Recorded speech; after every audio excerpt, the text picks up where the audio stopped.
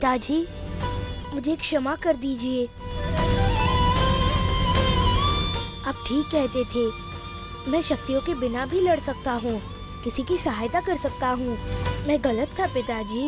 मुझे तुम पर गर्व है पुत्र। मैं तुम्हारे जैसा वीर पुत्र पाकर धन्य हो गया। दंभक जैसे भयंकर राक्षस को मारने के लिए इससे अधिक शक्तियां चाहिए, लेकिन तुमने उसे मारकर यह साबित कर दिया है कि तुम बिना शक्तियों के किसी को भी परास्त कर सकते हो, किसी पर भी विजय प्राप्त कर सकते हो। कठिन परिस्थितियों में मेरे प्राण बचाए हैं तुमने पुत्र। मैं आपके लिए कुछ भी कर सकता हूँ पिताजी, कुछ भी। अच्छा, तो ठीक है। शीघ्र अतिशीघ्र अब तुम 18 वर्ष के हो जाओ और राज सिंहासन को सुशोभित करो पुत्र।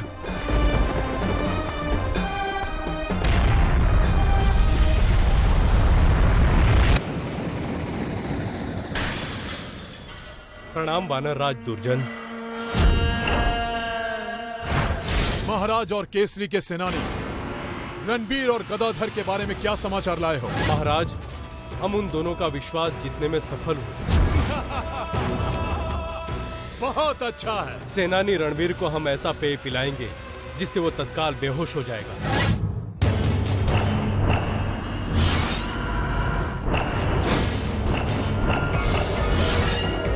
और गदाधर?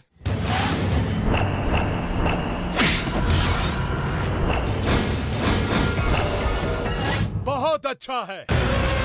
गदाधर और रणबीर केसरी के दो महत्वपूर्ण सेनानी हैं। इनके बल पर केसरी राज्य करता है। जब दोनों उसके साथ नहीं होंगे, तब हम केसरी पर आक्रमण करके उसका राज्य हथियाने का अपना सपना हम पूरा कर सकेंगे।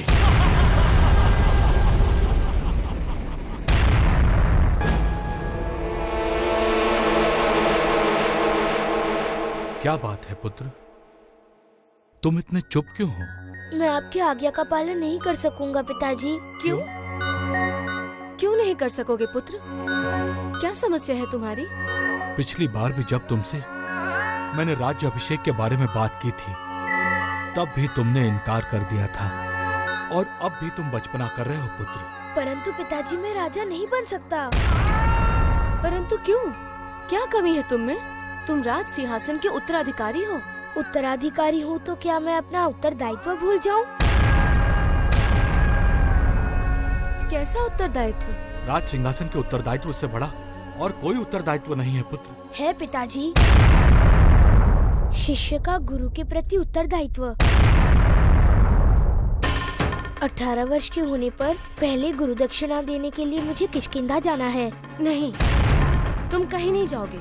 गुरु सूर्यदेव ने मुझे वहाँ जाकर सुग्रीव की सहायता करने को कहा है माँ। मैं कह रही हूँ तुम कहीं नहीं जाओगे।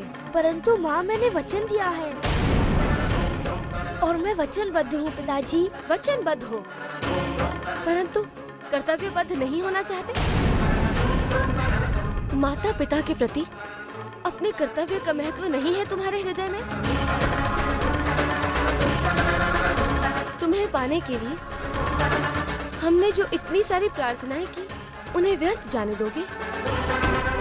मैं तुम्हें अपनी आंखों से दूर नहीं जाने दूंगी। तुम नहीं रहोगे हमारे साथ और अपने माता पिता की आज्ञा का पालन करते हुए उनका राज्य संभालोगे। परंतु माँ, मैं विवश हूँ। तुम्हारी माँ भी विवश है। मैं अपने हृदय के टुकड़े को अपने से अलग नहीं कर सकती। तुम कहीं नहीं जाओगे।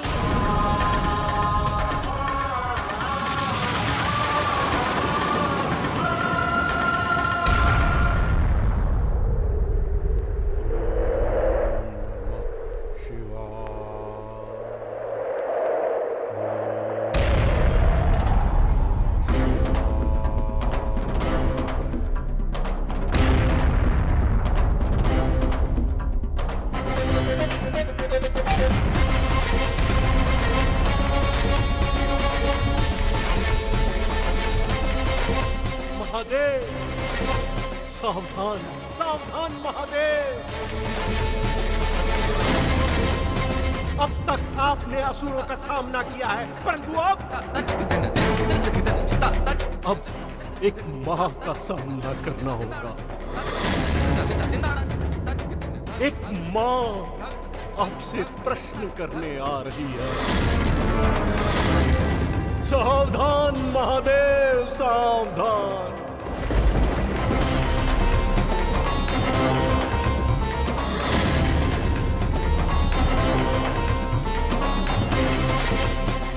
हे भोलेनाथ, ऐसा तो कभी नहीं हुआ। अपने भक्तों की मनोकामना पूरी करके आपने सदा अपनी महिमा बढ़ाई है प्रभु, और उनके होठों पर मुस्कुराहट लाकर आप कृपा निधान कहलाए। तो फिर आप मेरे ही होठों से हंसी क्यों छीन रहे हैं? क्यों मेरे पुत्र को छीन रहे हैं? हनुमान तो आप ही का दिया हुआ वरदान है ना हमें, और अब आप अपना ही दिया हुआ वरदान हमसे छीन लेना चाहते। वो मुझसे दूर चला गया तो मैं जीवित नहीं रह पाऊंगी, जीवित नहीं रह पाऊंगी प्रभु, मैं जीवित नहीं रह पाऊंगी, जीवित नहीं रह पाऊंगी। यही आपके सामने अपने प्राण त्याग दूंगी प्रभु, अपने प्राण त्याग दूंगी।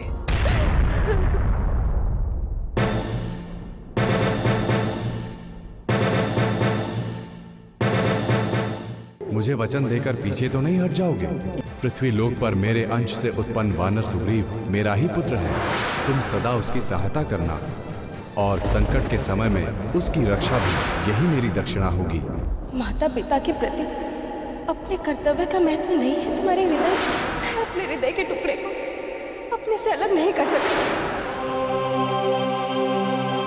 हनुमान, चलो खेलने चलते हैं। क्या हुआ हनुमान, क्या तुम मुझे भी नहीं बताओगे? भद्रक, तुम जाओ यहाँ से।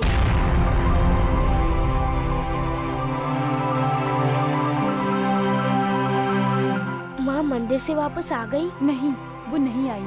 आप भोजन कर लीजिए। नहीं, मुझे भोजन नहीं चाहिए।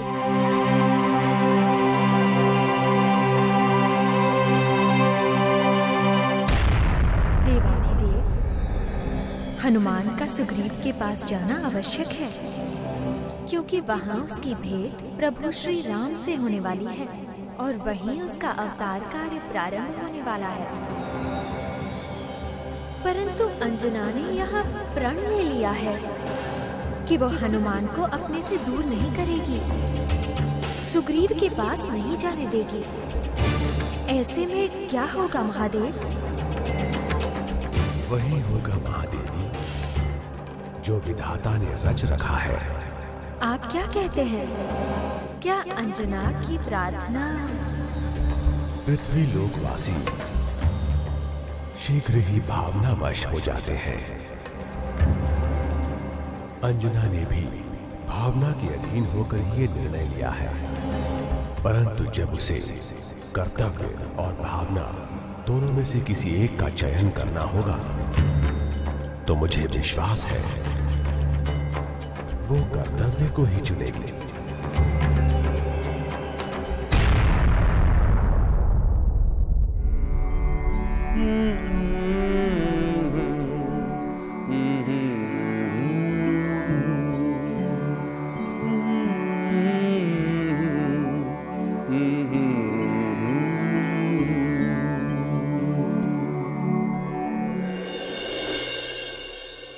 माँ, माँ मुझसे बात नहीं करोगी?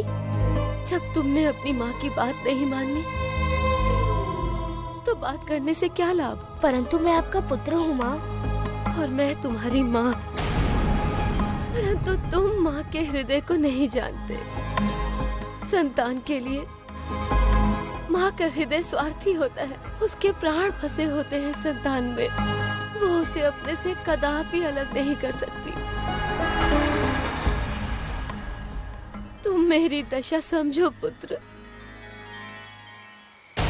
क्या तुम चाहते हो कि मेरे प्राण मुझे छोड़कर चले जाएं? नहीं माँ, ऐसा मत कहो। तो फिर तुम गुरु दक्षिणा वाली बात कभी नहीं करोगे।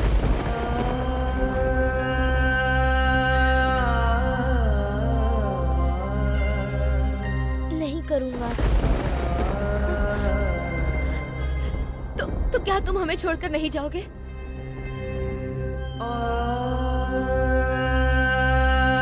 मैंने कहा ना माँ, मैं गुरु दक्षिणा की बात कभी नहीं करूँगा। और वो गुरु दक्षिणा की बात करने की आवश्यकता ही नहीं है। 18 वर्ष होने में तो बहुत देर है, और अब अभी से मेरी चिंता में दबी जा रही है। उठिए माँ। इसका अर्थ है तुम मुझे छोड़कर चले जाओगे। तुम भोलेनाथ के मंदिर में हो हनुमान। सत्य बोलो। परंतु माँ, सुग्रीव के पास तो मुझे जाना ही होगा। मैं गुरुदेव को दिया हुआ वचन तोड़ भी तो नहीं सकता। अगर तुम्हारा यही निर्णय है तो मेरा भी निर्णय सुन लो।